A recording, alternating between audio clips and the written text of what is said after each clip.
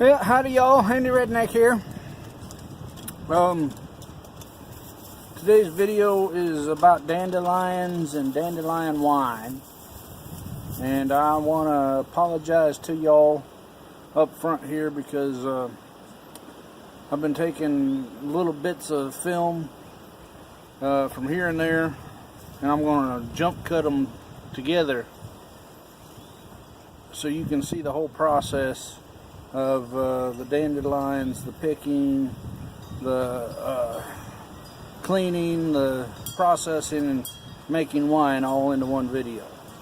Now, we ain't going to get to a finished product because it'll take about 6 weeks for it to ferment, but you'll see all the way up to closing off the bucket, and then I'll give you periodic updates on that later. We're going to jump cut. Howdy y'all, Handy Redneck here, talking at you. I'm out at a friend's restaurant, out in front of it actually, getting ready to pick some dandelions.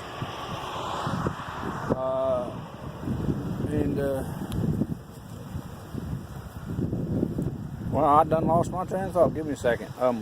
Oh, dandelions. Yeah, I'm going to pick some dandelion flowers to make some dandelion wine out of.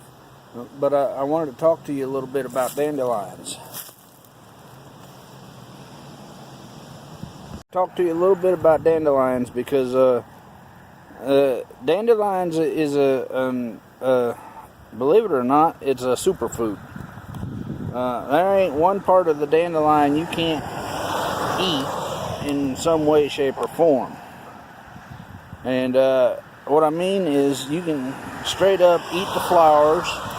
You can pick the flowers and make dandelion wine like I'm fixing to. Or you can take the flowers, batter them and deep fry them. Or batter them and fry them in a skillet as a fritter. And eat them like that. The leaves can be eaten raw as salad greens, but they're better if you cooking them up like mustard greens. Then the root, you can clean it, dry it, grind it up, and make a coffee or tea out of it with more caffeine than coffee has in it. So every part of this is useful. Dandelions straight up can also be used as a diuretic. Basically, it will force your body to cleanse itself. But anyway, I'm going to get to picking some of these in my dandelion colored 5-gallon bucket. I'm hoping to get 2 gallons of dandelion flowers.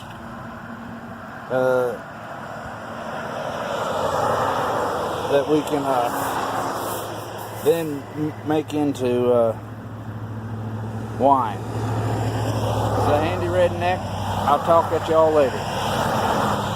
Now, if you look here, we got us a honeybee foraging for nectar on dandelions. And that's something we need to talk about right quick, is about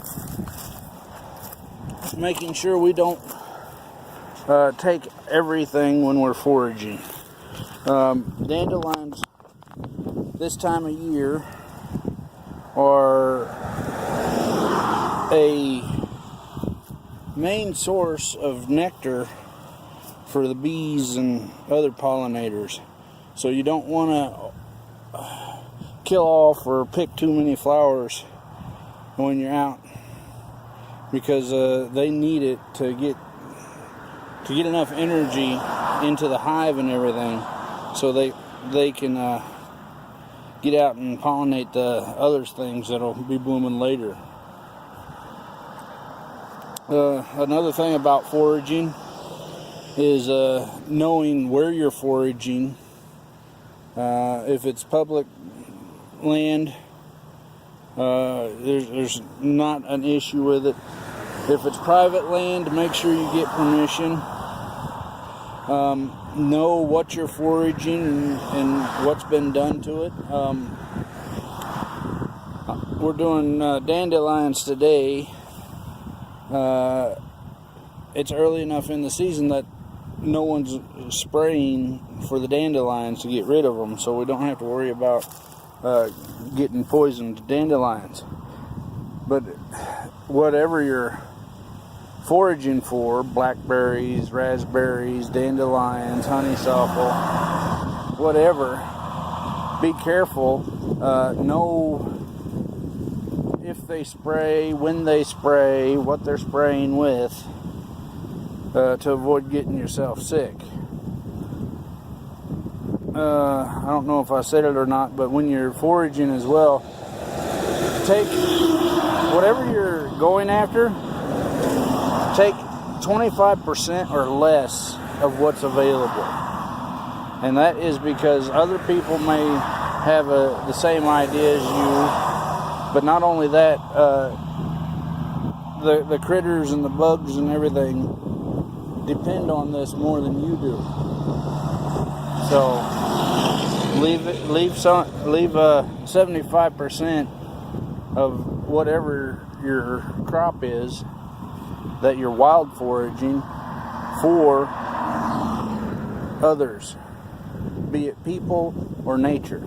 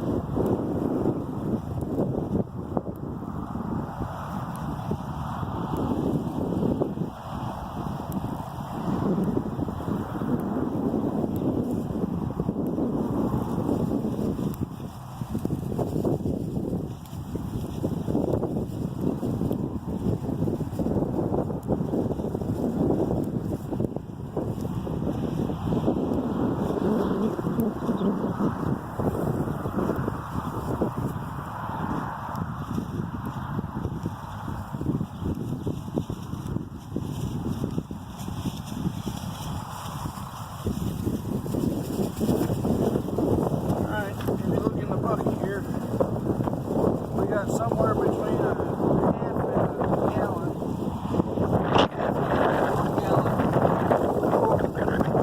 Caught the camera.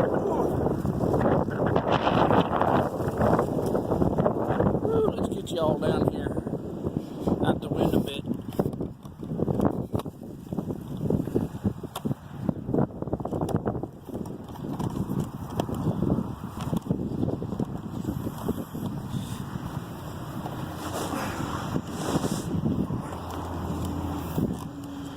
Alright, as I was saying, in the bucket here we got somewhere between a half a gallon and a gallon of dandelion flower heads. As you pick them, they start to wilt, so when they wilt down a little bit, that gallon you picked may turn into half a gallon. So, like I say, we've got somewhere between a half a gallon and a gallon picked here. We want probably another gallon's worth or so. And then we'll convert it into wine. Okay, before they started wilting down, we had about a gallon and a half of fresh dandelion flowers. Now we go on and put some water in here, rinse them off, try to get any bugs and dirt and whatnot off of them. We got a pot of water on the stove that we're bringing to a boil. Once it's up to a boil, we'll add in our honey and sugar. We've got about a half a gallon of honey and a small bag of sugar, and we're going to put all the honey in and a little bit of that sugar into that hot water, and get it soaked through, well, not soaked through, dissolved into the water, both the sugar and the honey, and we don't really want the stems. We want primarily the flowers here. But yeah, we'll get the sugar and the honey dissolved into the water, about a gallon of water.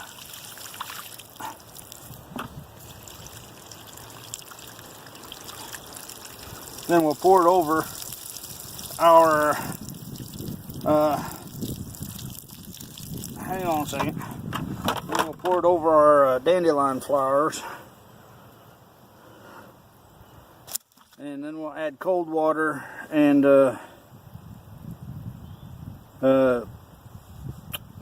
yeast. Cover it up and call it good. That'll be the next jump cut. Alright, I changed my mind a little bit on how we're going to do this. And so I'm just going to add a little bit of sugar and the honey now. And when we add the boiling water, it should dissolve. And we ain't going to add a whole lot of sugar. Just a little bit.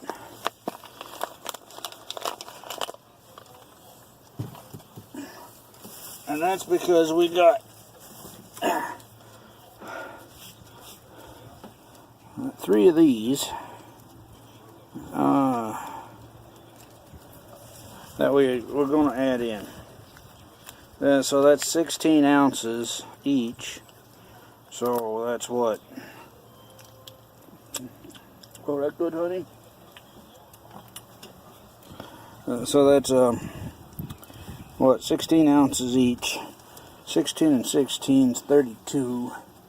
32 and 16 is 48 ounces of honey. There's around 88 ounces in a gallon, so a little over a half gallon of honey.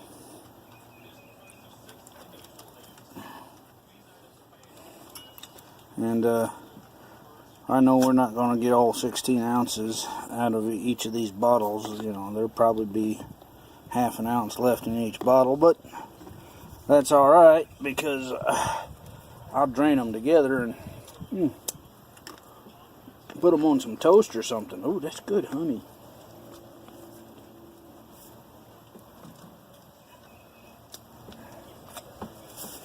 It says it's wildflower honey, which I don't doubt it is, but I'm pretty sure that the wildflowers that they're hitting on is clover. I can taste it.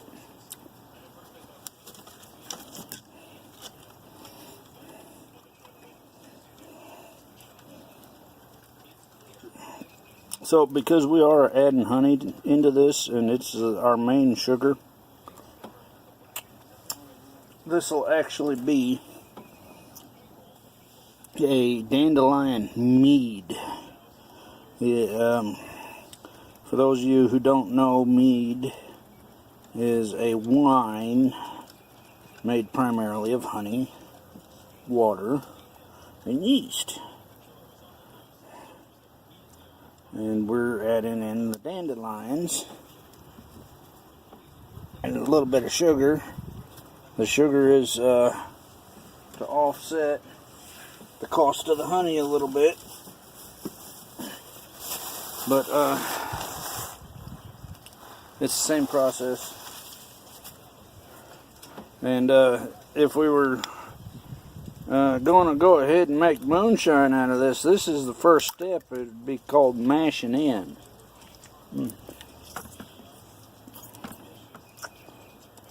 Because after this ferments and starts getting alcohol into it, It's a wine or a beer or a mead.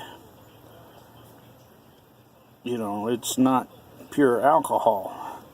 You run it through a still, and that'll what that does, the still does, is boils off the alcohol, because alcohol vaporizes at a lower temperature than water, so it basically boils off the alcohol,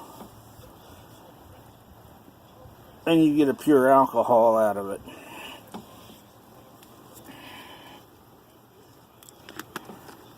But this is a 5-gallon bucket here.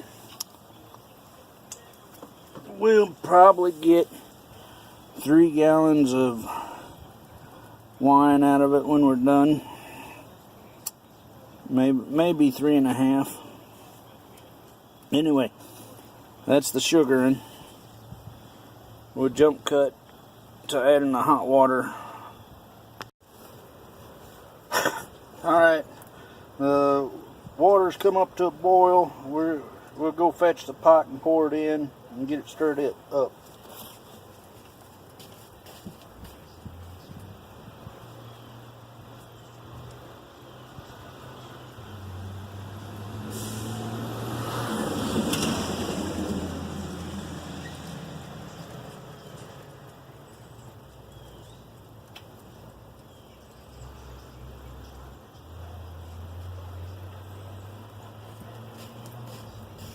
Alright, so we got this boiling hot water. It's maybe a gallon, maybe a gallon and a half. We'll pour in here. And we'll give her a stir. Get that sugar and honey mixed up into it.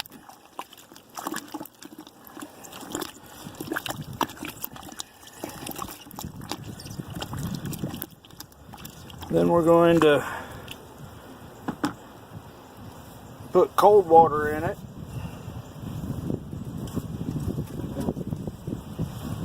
And then we'll check the temperature, and if the cold water's done its job and cooled it off enough, we'll add yeast.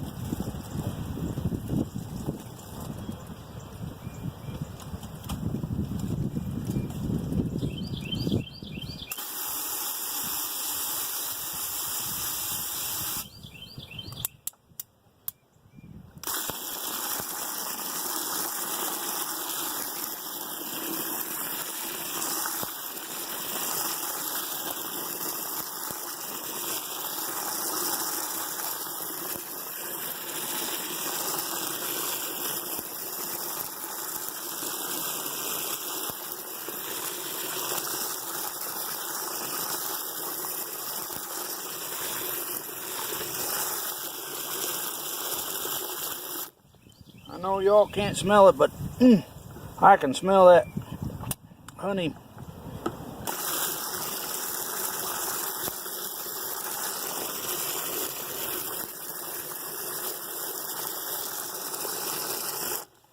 Now, we rinsed off these flowers earlier, and then we put the hot water, boiling hot water in it. And the boiling hot water does a couple of things. It makes sure any bugs or wild yeast or anything that's in with the flowers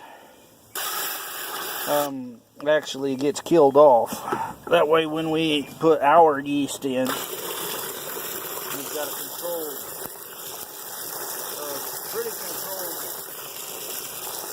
environment.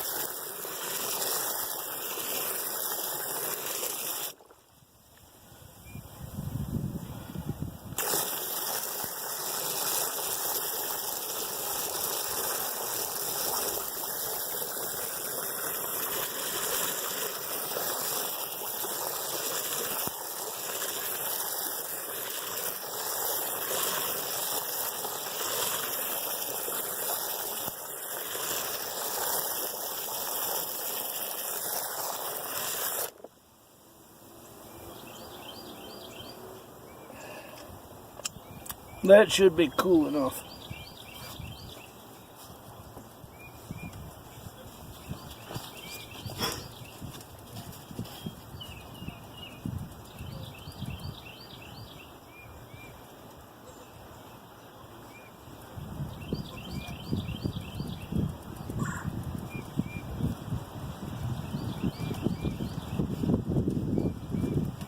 Now you can go out and get you some fancy yeast and specialty yeast and everything, but you ain't got to do that.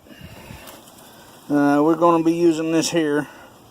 This is actually says for traditional baking and bread machines, but it's yeast. It'll make alcohol.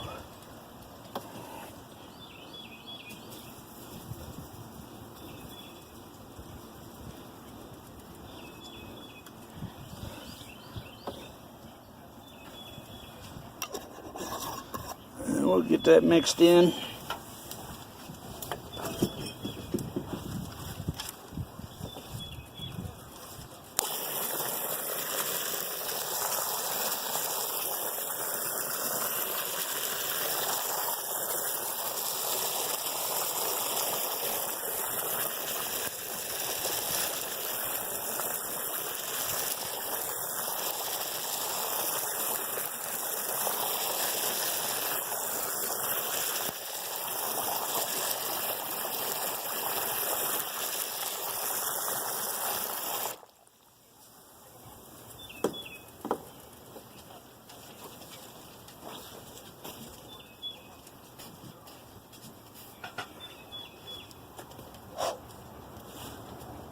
Pop this here lid on it. And what we're going to do now is we're going to set it inside in a cool place, and we'll check on it every couple of days. Okay, y'all. Once again, sorry for all the jump cuts, but I wanted to try to let y'all see as much of the process as possible. And how simple it could be. So I again took several little films and merged them all together into this one. I hope you learned something. I hope it gives you ideas to try something on your own. And if you got any questions about what I did or how I did it or why I did it that way, feel free to give me a holler. And I'll talk at y'all later. Handy Redneck out.